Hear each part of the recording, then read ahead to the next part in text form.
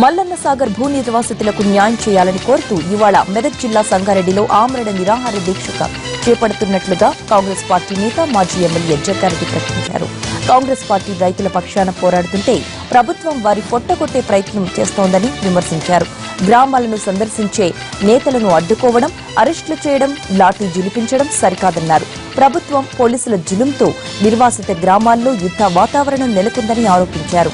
ప్రాజెక్టుల నిర్మాణానికి తాము వ్యతిరేకం కాదని, రైతులకు అన్యాయం జరగకుండా చూడాలనేదే తమ ఉద్దేశ్యమని అన్నారు. జీవో 123ని రద్దు చేసి 2013 భూసేకరణ చట్టం ప్రకారం నిర్వాసితులకు పరిహారాన్ని ఇవ్వాలని జగ్గారెడ్డి డిమాండ్ చేశారు.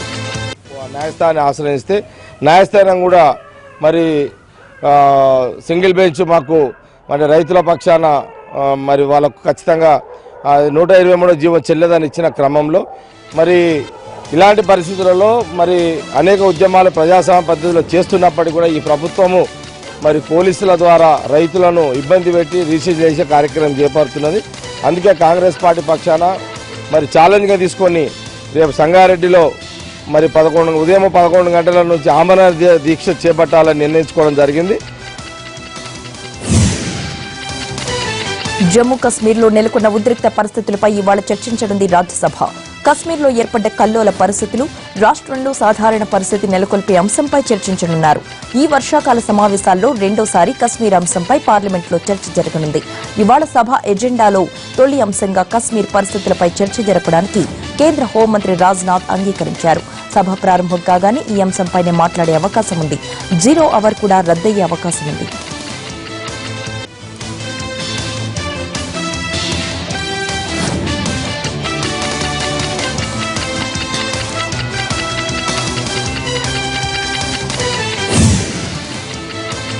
వైసీపీ అధినేత జగన్ ఇవాళ రిషికేశ్ వెళ్లనున్నారు. విశాఖ శారదా పీఠాధిపతి స్వరూపానందేంద్ర సరస్వతి ఆశీస్సులు తీసుకోనున్నారు. ఏపీకి ప్రత్యేక హోదా రావాలని, తెలుగు ప్రజలు సుఖ సంతోషాలతో ఉండాలని కోరనున్నారు జగన్.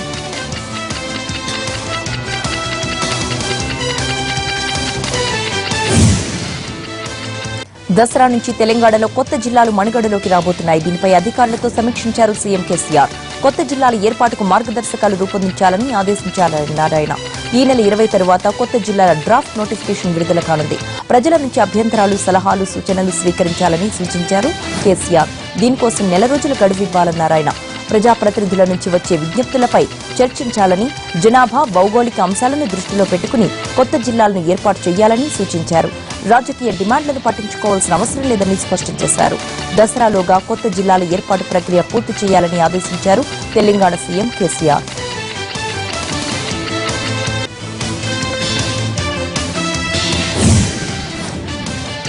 ఎన్కౌంటర్లో మృతి చెందిన నయీం అంత్యక్రియలు భువనగిరిలో ముగిశాయి. నిన్న మధ్యాహ్నం నయీం మృతదేహం భువనగిరిలోని అతని ఇంటికి చేర్చారు. అక్కడ ఎలాంటి అవాంఛనీయ సంఘటనలు జరగకుండా పోలీసులు భారీగా ఏర్పాట్లు చేశారు. పెద్ద సంఖ్యలో యువకులు, మహిళలు నయీం ఇంటి వద్దకు చేరుకున్నారు. అయితే నయీం భార్య ఫర్హానా, పిల్లలు నయీం సోదరులను తీసుకొచ్చే వరకు అంత్యక్రియలు జరపబోమని ప్రకటించారు. చివరకు పోలీసులు వారిని ఒప్పించడంతో అంత్యక్రియలు ముగిశాయి. నయీం అనుచరులు, మాజీ నక్సలైట్ల కోసం ఇక్కడ కూడా నిఘా పెట్టారు పోలీసులు. అనుమానితుల ఫోటోలు, వీడియోలు తీశారు. మరోవైపు నయీం కేసు దర్యాప్తుకు సిట్ వేయనున్నారు. ఈ మేరకు ఇవాళ అధికారికంగా ప్రకటన జారీ చేయనున్నారు డీజీపీ అనురాగ్ శర్మ.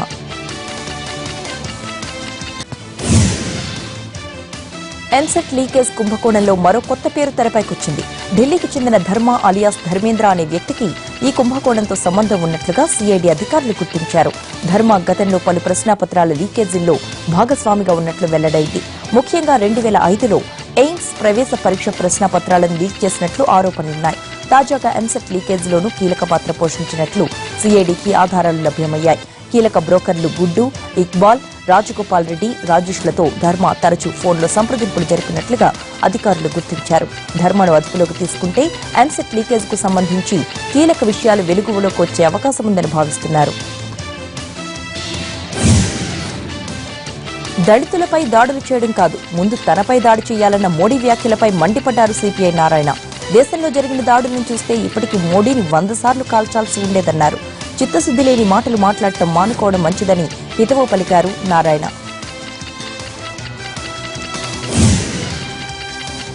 స్వతంత్ర దినోత్సవం సమీపిస్తుండటంతో త్వరగా పనులు పూర్తి చేయాలని అధికారులను ఆదేశించారు మంత్రి పరిటాల సునీత. అనంతపురం పీటీసీలో జరుగుతున్న ఏర్పాట్లను పరిశీలించారామె. మంత్రితో పాటు జిల్లా కలెక్టర్, ఎస్పీలు ఏర్పాట్లను పరిశీలించారు. ఆగస్టు 13 నాటికి పనులన్నీ పూర్తి చేస్తామన్నారు మంత్రి. రాష్ట్ర విభజన తరువాత జరుగుతున్న 3వ స్వతంత్ర దినోత్సవ వేడుకలను అంగరంగ వైభవంగా నిర్వహిస్తామన్నారు.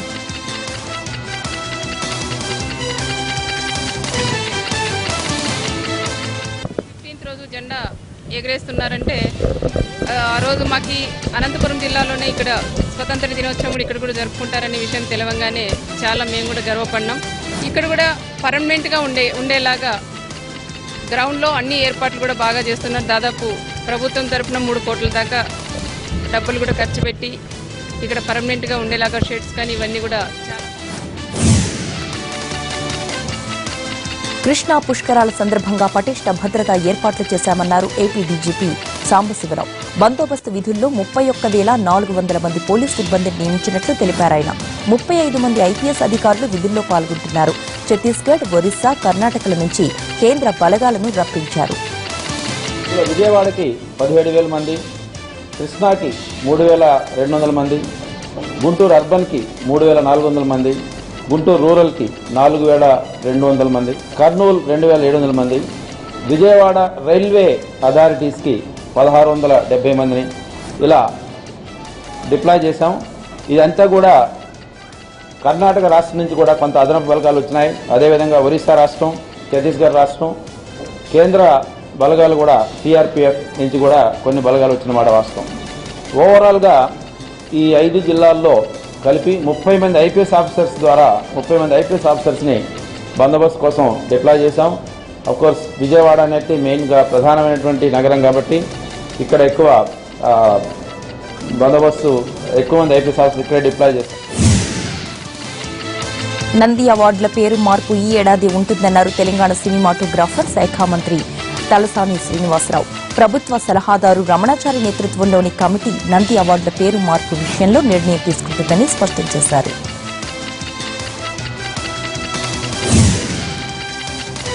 ఉస్మానియా కొత్త టాలెంట్ ను ప్రోత్సహించేందుకు ఇన్క్యూబస్ సెంటర్ ను ఏర్పాటు చేస్తామని వైస్ ఛాన్సలర్ రామచంద్రన్ తెలిపారు. జర్నలిజం డిపార్ట్మెంట్ జే హబ్ ను వీసీ ప్రారంభించారు. ఓయూలో జరిగిన జే హబ్ ప్రారంభోత్సవ కార్యక్రమంలో తెలంగాణ పబ్లిక్ సర్వీస్ కమిషన్ ఘంటా చక్రపాణి పాల్గొన్నారు.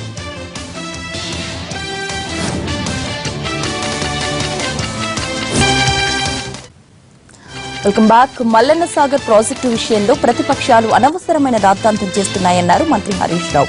123 జీవో విషయంలో లేనిపోని ప్రచారాలు చేస్తున్నారని, ప్రాజెక్టుల నిర్మాణం వేగవంతం చేసేందుకు ఆ జీవో తెచ్చామని ఆయన స్పష్టం చేశారు. ఇకనైనా ప్రతిపక్షాలు దుష్ప్రచారాన్ని మానుకోవాలని హితవు పలికారాయన. హోదా విషయంలో చంద్రబాబుది ఉత్తుత్తి పోరాటమేనన్నారు ఏపీ కాంగ్రెస్ చీఫ్ రఘువీరారెడ్డి. అనంతపురంలో కాంగ్రెస్ ఆధ్వర్యంలో క్విట్ ఇండియా ర్యాలీ నిర్వహించారు. ఏపీ నుంచి టీడీపీని, దేశం నుంచి బీజేపీని క్విట్ చేయాలని పిలుపునిచ్చారు రఘువీర. విభజన చట్టంలో ఉన్న హామీలను కూడా అమలు చేయడం లేదని మండిపడ్డారు.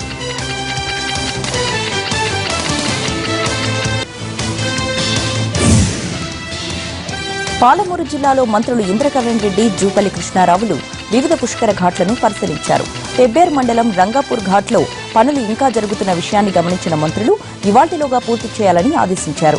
పుష్కరాలకు వచ్చే భక్తులు భక్తి శ్రద్ధలతో మెలగాలని, పుష్కరాలను విజయవంతం చేయాలని విజ్ఞప్తి చేశారు మంత్రులు.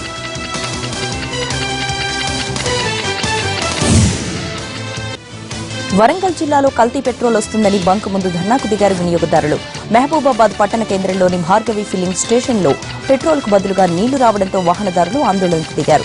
1 కాదు 2 కాదు, వందల సంఖ్యలో బైక్లు స్మార్టింగ్ ట్రబుల్ రావడంతో మూకమ్మడిగా ఆందోళన చేశారు. ఆఖరికి మెకానిక్ ను తీసుకొచ్చి చెక్ చేయగా వాటర్ ఉందని తేలింది. విషయం తెలుసుకున్న అధికారులు అక్కడికి చేరుకుని పెట్రోల్ బంకును సీజ్ చేశారు.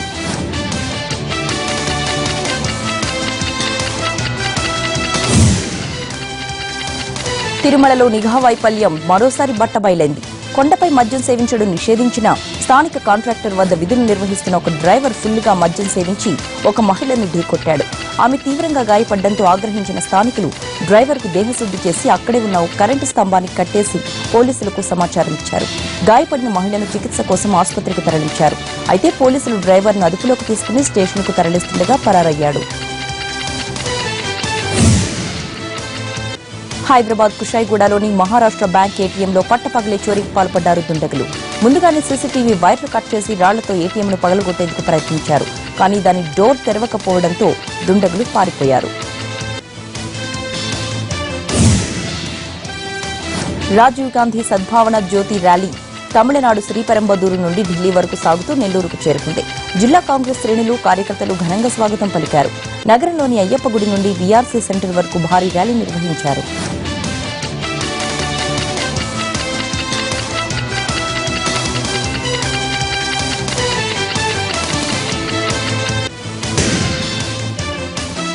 కరీంనగర్ జ్యోతినగర్లో నారాయణరెడ్డి అనే వ్యక్తి ఆత్మహత్యతో మరోసారి వడ్డీ ఖాకీ ఏఎస్ఐ మోహన్ రెడ్డి పేరు లైమ్లైట్లోకి వచ్చింది. తీసుకున్న అప్పు తీర్చినా తనఖా పెట్టిన భూమి కాగితాలు ఇవ్వకపోవడంతో మనస్తాపానికి గురై ఆత్మహత్య చేసుకుంటున్నట్లుగా సూసైడ్ నోట్లో పేర్కొన్నాడు. ఆత్మహత్యకు కారకుడంటూ మోహన్ రెడ్డిపై మృతుని కుటుంబీకులు పోలీస్ స్టేషన్లో ఫిర్యాదు సైతం చేశారు. అయితే 2-3 గంటల్లోనే సీన్ మారిపోయింది. అసలు మోహన్ రెడ్డికి ఈ ఆత్మహత్యకు ఎలాంటి సంబంధం లేదని ప్లేట్ ఫిరాయించారు మృతుడు నారాయణ రెడ్డి కుటుంబ సభ్యులు. ఈ తతంగమంతా పరిశీలిస్తే మృతుని కుటుంబంపై తీవ్రమైన ఒత్తిళ్ల ప్రభావం ఉన్నట్లుగా స్పష్టమవుతోంది.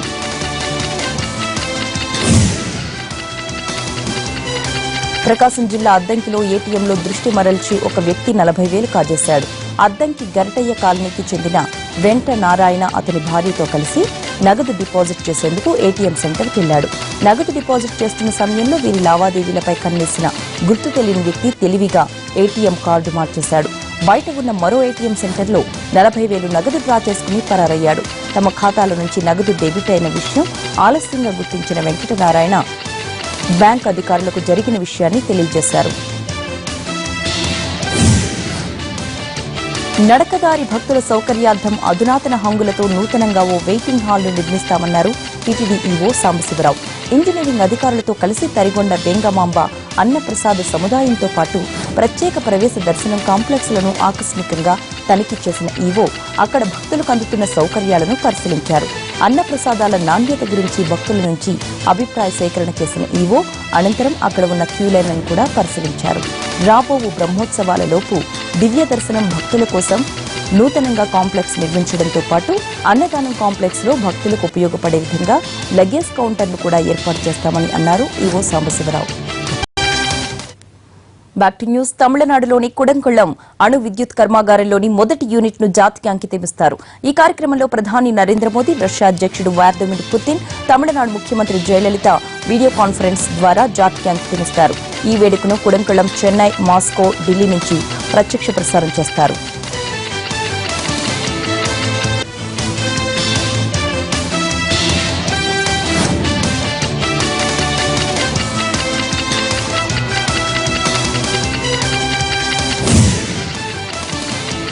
వెస్టిండీస్ తో 3వ టెస్టులో టీమిండియా తడబడి నిలబడింది. టాప్ ఆర్డర్ చేతులెత్తేసిన రవిచంద్రన్, అశ్విన్, సాహా రాణించడంతో కాస్త కోలుకుంది. మొదటి రోజు ఆట ముగిసే సమయానికి 5 వికెట్ల నష్టానికి 234 పరుగులు చేసింది. టాస్ గెలిచి భారత్ ను బ్యాటింగ్ కు ఆహ్వానించిన విండీస్ ఆరంభంలోనే దెబ్బతీసింది. శిఖర్ ధావన్ అవుట్ అయ్యాడు. కెప్టెన్ కోహ్లీ కూడా ఎక్కువసేపు నిలవలేకపోయాడు. మరో ఓపెనర్ రాహుల్ రహానేతో కలిసి ఇన్నింగ్స్ నిలబెట్టే యత్నం చేశాడు. అర్ధ సెంచరీ చేసిన రాహుల్ జట్టు స్కోర్ను 77 వద్ద వెనుతిరిగాడు. రాహుల్ శర్మ కూడా ఎక్కువసేపు నిలవలేదు. రహానే కూడా చేస్కు చిక్కాడు. అప్పటికి జట్టు స్కోర్ 126 పరుగులే. విండీస్ బౌలర్ల జోరు చూస్తే 150 పరుగులు కూడా దాటవనిపించింది. అయితే అశ్విన్, సాహాలు ఆదుకున్నారు. నిలదొక్కుకోవడానికే ప్రాధాన్యమిచ్చారు. 40 ఓవర్లకు పైగా ఆడిన ఈ జంట 108 పరుగుల విలువైన భాగస్వామ్యాన్ని నెలకొల్పింది. ఆట ఆఖరుకు అశ్విన్ 75, సాహా 46 పరుగులతో నాటౌట్గా నిలిచారు.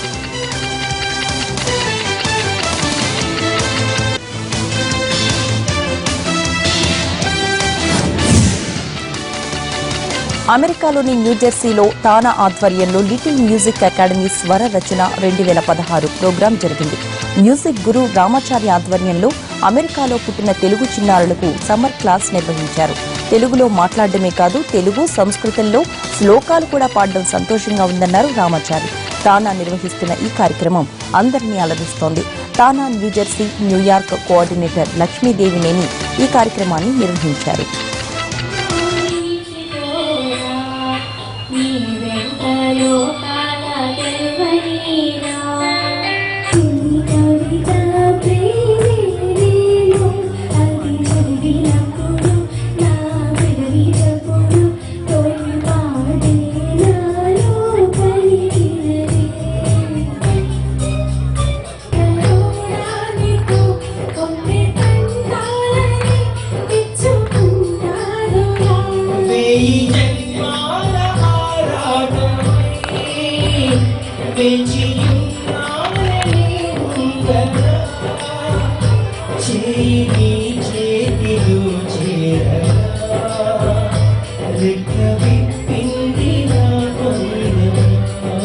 సంతోషంగా ఉందండి. నాకు ముందుగా నాకు పిల్లలంటే చాలా ఇష్టం, సంగీతం అంటే చాలా ఇష్టం.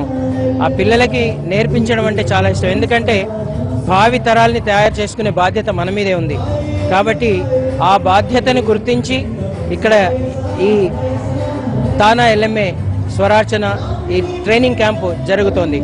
మరి ఇక్కడ పుట్టి పెరిగిన పిల్లలు తెలుగు మాట్లాడడమే కష్టం అనుకోకూడదు. మనం ఎందుకు మాట్లాడారు, మనం మాట్లాడిస్తే మాట్లాడతారు. మనకు వాళ్ళకి ఆ మోటివేషన్ మనం కనుక కల్పిస్తే తెలుగు మాట్లాడడమే కాదు, వాళ్ళ సంస్కృతంలో శ్లోకాలు కూడా చెప్తారు, మంచి మంచి పాటలు పాడతారు, ఇండియా నుంచి వచ్చిన సెలబ్రిటీ సింగర్స్లా పాడతారు. పిల్లల నుంచి కూడా ఒక సెలబ్రిటీ సింగర్స్ని, ప్లేబ్యాక్ సింగర్స్ని తయారు చేసే దిశగా వెళ్తున్నామండి. మేము ప్రతి సంవత్సరం గత కొన్ని సంవత్సరాలుగా రామాచార్య గారి ఆధ్వర్యంలో ఎల్ఎంఏ ఇండియా అండ్ యుఎస్ఏ ఆధ్వర్యంలో మేము ఒక 4 years నుంచి చాలా ఘనంగా ఈ కార్యక్రమాన్ని చేస్తున్నాము. అంటే ఇనీషియల్గా అంత ఈజీ ఏం అవ్వలేదండి, చాలా కష్టపడ్డాం దీనికి స్టార్టింగ్లో.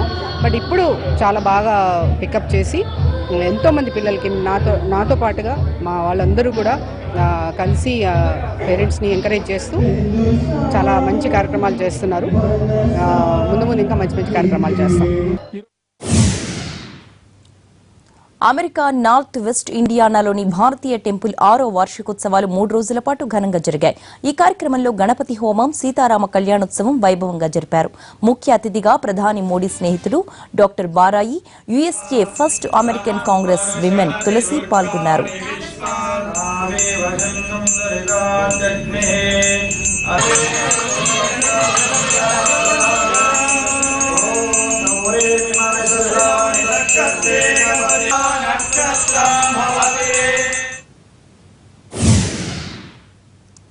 సినీ నటి రెజీనా నెల్లూరులో సందడి చేసింది. ఓ ఐ హాస్పిటల్ను ప్రారంభించేందుకు వచ్చిన రెజీనాను చూసేందుకు అభిమానులు భారీగా గుమిగూడారు.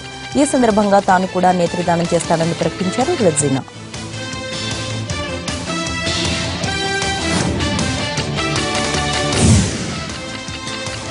బాలీవుడ్ బ్యూటీ కత్రినా కైఫ్ మరోసారి తన సత్తా చూపించింది.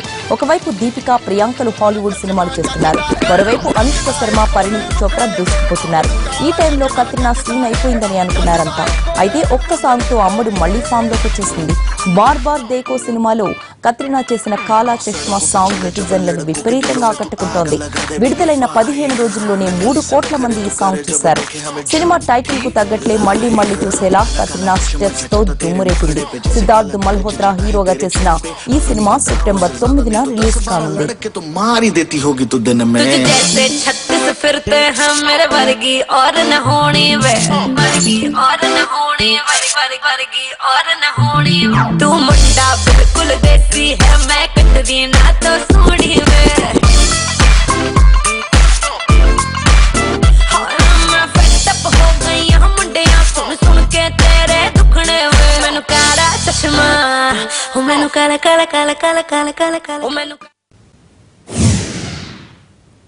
గోదావరి అంత్యపుష్కరాలు 11వ రోజుకు చేరుకున్నాయి. రాజమండ్రిలోని స్నాన ఘట్టాల్లో భక్తుల రద్దీ కొనసాగుతూనే ఉంది.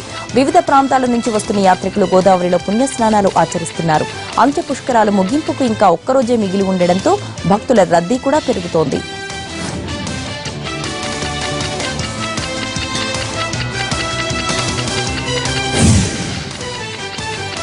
అమెరికా అధ్యక్ష పదవికి రిపబ్లికన్ పార్టీ నుంచి పోటీ పడుతున్న డొనాల్డ్ ట్రంప్ కు పలువురు రిపబ్లికన్ నేషనల్ సెక్యూరిటీ ఎక్స్పర్ట్స్ నుంచి వ్యతిరేకత వ్యక్తమవుతోంది. మాజీ గూఢచారులు, దౌత్యవేత్తలు సహా సుమారు 50 మంది జాతీయ భద్రతా నిపుణులు ట్రంప్ కు వ్యతిరేకంగా ప్రకటన విడుదల చేశారు. ఒకవేళ ఆయన అధ్యక్షుడిగా ఎన్నికైతే అమెరికా చరిత్రలోనే చాలా ప్రమాదకరమైన అధ్యక్షుడవుతాడని ఆందోళన వ్యక్తం చేశారు. ట్రంప్ దేశ భద్రతను ప్రమాదంలోకి నెడుతున్నారని అన్నారు. తాము ట్రంప్ కు ఓటు వెయ్యబోమని ప్రకటనలో స్పష్టం చేశారు.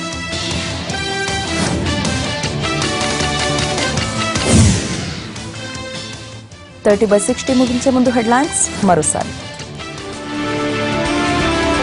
నయీం డైరీలో పోలీస్ అధికారుల జాతకాలు, ఎస్ఐ నుంచి ఐపీఎస్ల వరకు సంబంధాలు.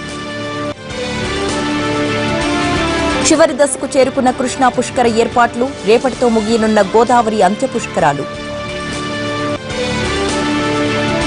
జమ్మూ కశ్మీర్ పరిణామాలపై నేడు రాజ్యసభలో చర్చ ప్రకటన చేయనున్న హోంమంత్రి రాజ్నాథ్. నేడు కుడంకళం అణు యూనిట్ యాతికి అంకితం వీడియో కాన్ఫరెన్స్ ద్వారా పాల్గొనబోతున్న మోడీ, జయ, పుతిన్. వెస్టిండీస్ మూడో టెస్టులో టాప్ ఆర్డర్ తడబాటు భారత్ను ఆదుకున్న స్విన్ సాహా.